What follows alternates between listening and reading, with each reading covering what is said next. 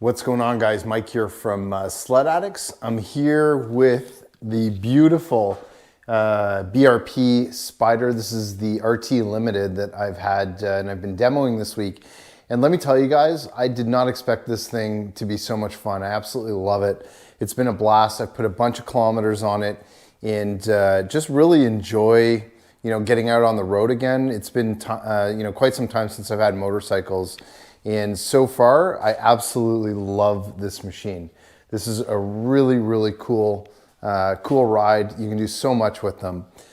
But the one thing that I did notice that kind of sucks about them is that there's no GPS. Now, that was kind of my big thing riding all weekend. I was riding a lot of the back roads and really had no clue, where I was going, and would end up in these towns and would pull out my phone, take a look and try to figure out where I was. Basically ended up speaking to my buddy Lauren over at Radio World, and he said, you know what, you got to throw a GPS on it. And what I'm going to show you guys today is a quick install and overview of the Garmin Zumo XT. It is a fabulous unit. It's a great alternative to using your phone. We're going to get it sort of mounted up on the Spyder itself. And we'll just show you guys what's involved basically with doing one of those, one of the installs for the Garmin on the Spyder. So let's get to it. All right, guys, so here's the Garmin Zumo XT. So this is the new and improved version. Again, our friends from Radio World hooked us up to give one of these a try, and we're gonna basically have them available through our link in the video below if you're interested in ordering Zumo XT or any other Garmin products at all. Here's what you get in the box. So you get the unit itself, and you actually get the motorcycle mounting hardware with it. So you get this quick disconnect piece. You actually get a nice Garmin mount, which is basically like a ram ball style mounting system. Really, really super nice. The one thing I love about these, and compared to some of the previous models, these ones run really easily in terms of powering them right off a USB cord, but they also give you a hardwire kit as well. So just because this isn't my machine, we're not going to do the hardwire install, but I'll talk a little bit about it. Just so for those of you who are doing that, it's a really, really simple thing to do. And then also here you get kind of the full ram mount with a U-bolt that you can attach to your handlebars. So we're gonna go ahead and kind of assemble some of this for you and give you guys a sense as to how this all works and how to put it all together, and then we'll show you it mounted up on the Spyder. All right, so I've got kind of all the parts laid out again here, and just for the purposes of this video, I'm gonna show you guys some of the different things that are involved with this installation.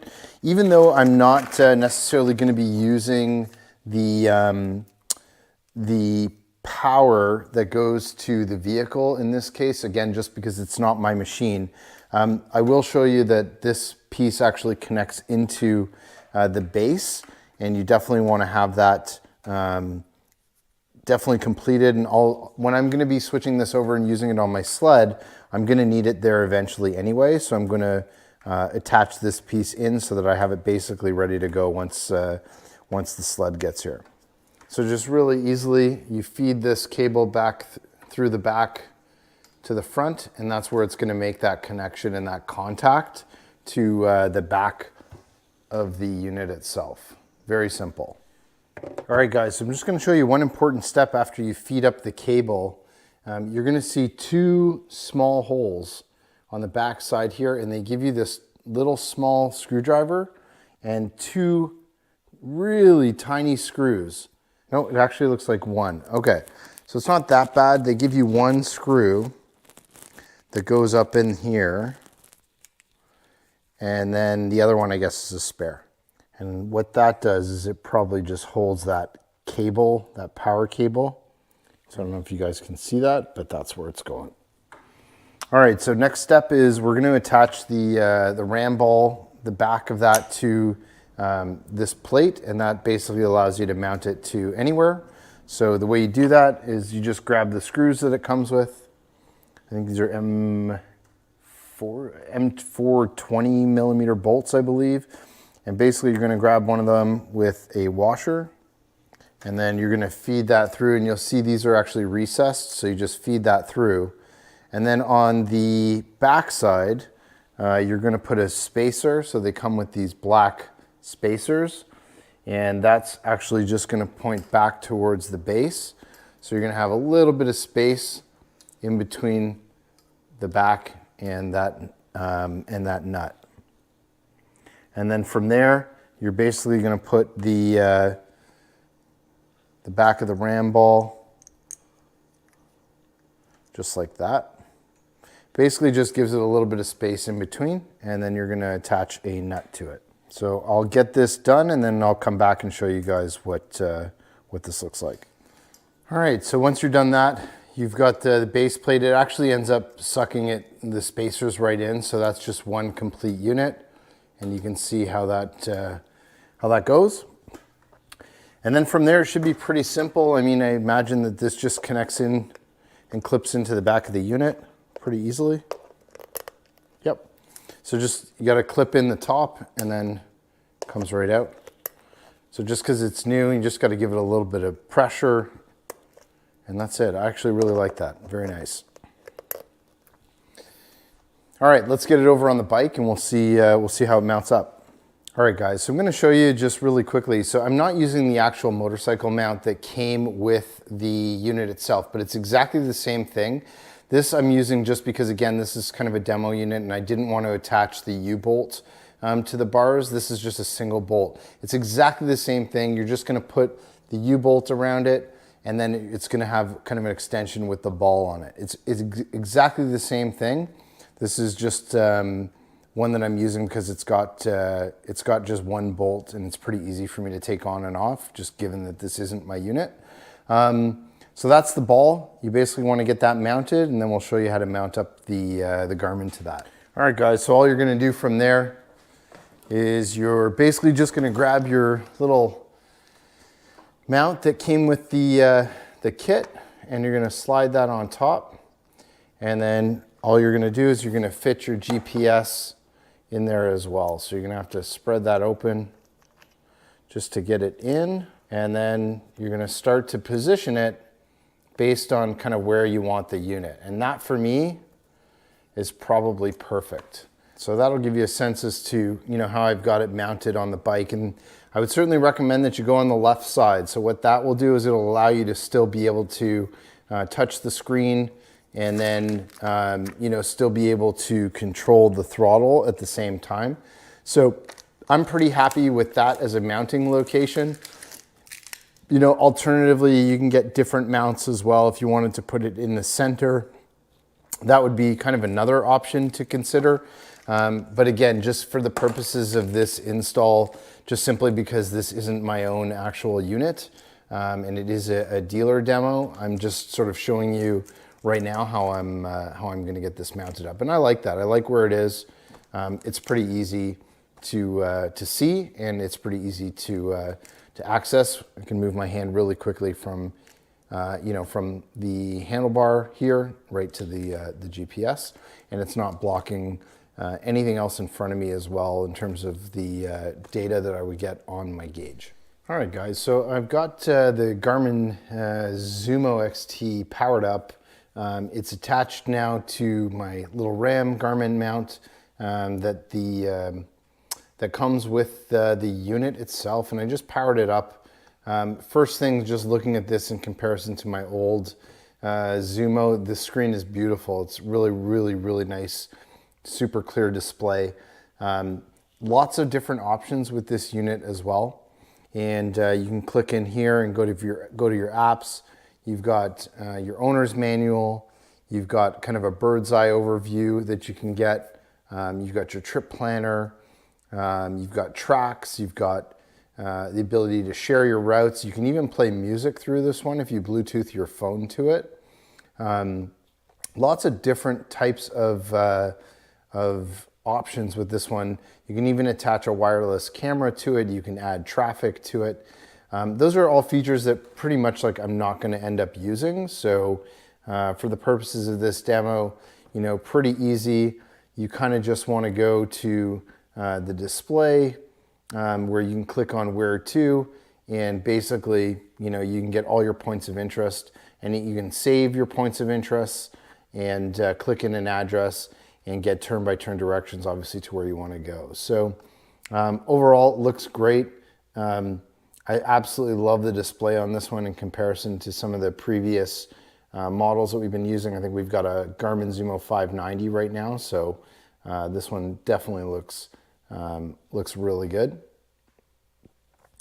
You've got the ability to customize your display as well. Right now I've got miles an hour here on the display, and you can click into that and get a whole bunch of information, and I'm going to switch that over to kilometers an hour. It's going to be back here in settings, and then you're going to go to units and time, and you change your units from miles to kilometers because we're here in Canada. 12-hour format is okay. Some people like the 24-hour format as well, but that should be okay.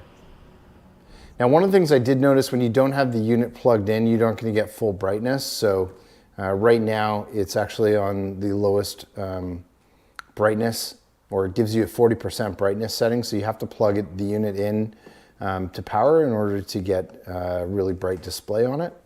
But so far so good. All right, so let's talk about the different power options for getting your Garmin Zumo powered up on the Spyder. Again, just because this is a demo unit and it's not my own, I'm not going to hardwire it in, but obviously you've got a couple of options in the Spyder. So here's your hardwire wiring that came with it. It's just a simple positive and negative that you would hook up. There is a spot underneath the rear seat on this machine. You have to get into the side panel where you can actually put a connector on. It's just a standard automotive connector, and actually plug that directly into the machine, and the machine will get power.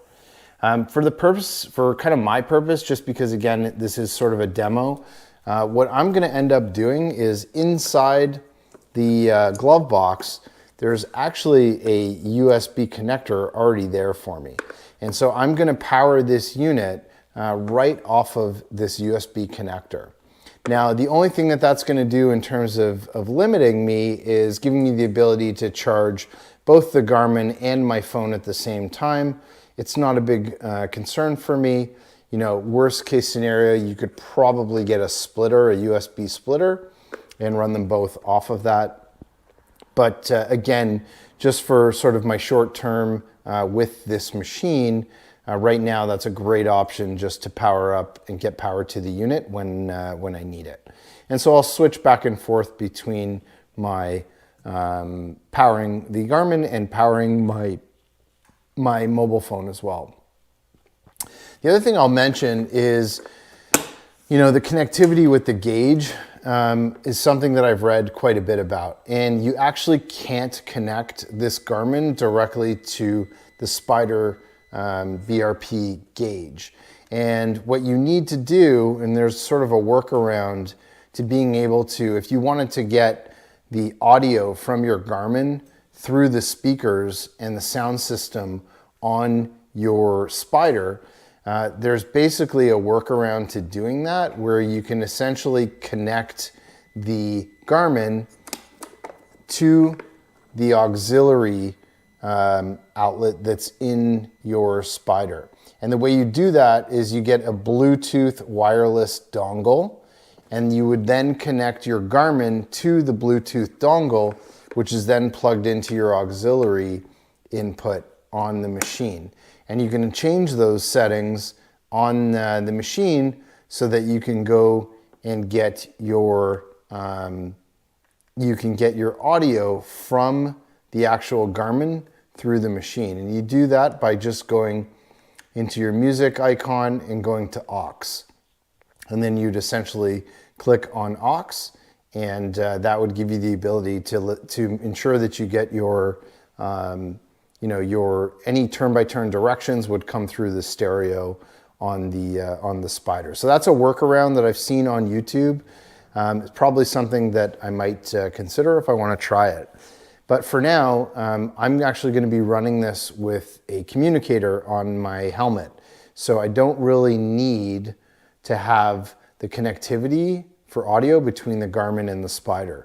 My Garmin is actually going to be paired to my Bluetooth headset that clicks onto my helmet, so my Cardo pack talk system. So lots of different options. I love the flexibility with it in terms of what you can do with these. This is an absolute must-have.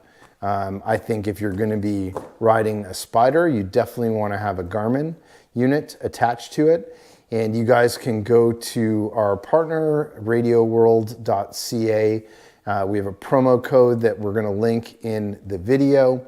And if you're interested in one of these awesome Garmin Zumos, you can basically purchase it through them. I will note that that's really only for Canadian customers. There's going to be a free shipping promo for any Canadian customers that purchase any of the Garmin units through our partners at Radio World. All right, guys, thanks for tagging along in this video. Hope you enjoyed it, and hopefully that was useful information about this Garmin Zumo XT. And if you have any questions, reach out to us. Always happy to help and answer any questions you might have. Thanks again, guys. We'll see you on the next one.